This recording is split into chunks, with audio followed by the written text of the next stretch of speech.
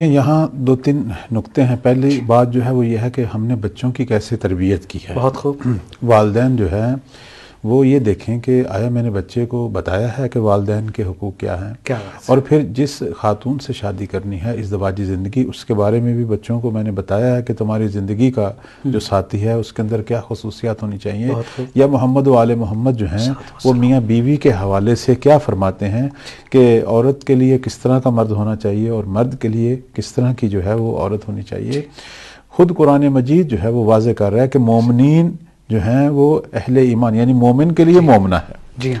اور مومن جو ہے، حتیٰ کہ ہم یہ بھی دیکھتے ہیں روایات کے اندر کہ ایک مسلمان، ایک مومن جو ہے وہ غیر مسلم سے اگرچہ شادی کر سکتا ہے لیکن اس کو اچھی نگاہ سے قرآن اور احادیث میں نہیں دیکھا گیا، اسی وجہ سے کہ اس طرح کے پہلو پیش آ سکتے ہیں کہ ہو سکتا ہے وہ آنے والی خاتون جو ہے وہ آپ کی بہت ساری اقدار، دینی اقدار سے دور کر دے۔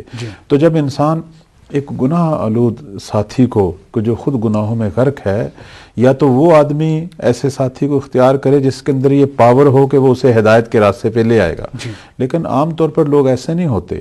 وہ جس طرح کا آگے سے اسے ساتھی ملتا ہے وہ معمولاً اسی کے رنگ میں رنگے جاتے ہیں۔ کیوں؟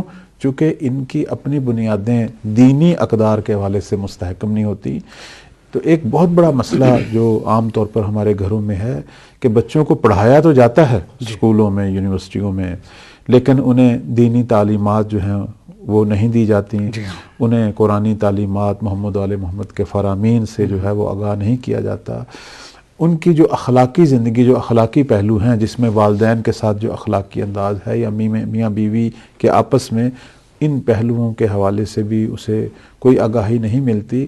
اور بالخصوص بچوں کو شادی سے پہلے شادی کے حوالے سے دینی آگاہی نہیں ملتی۔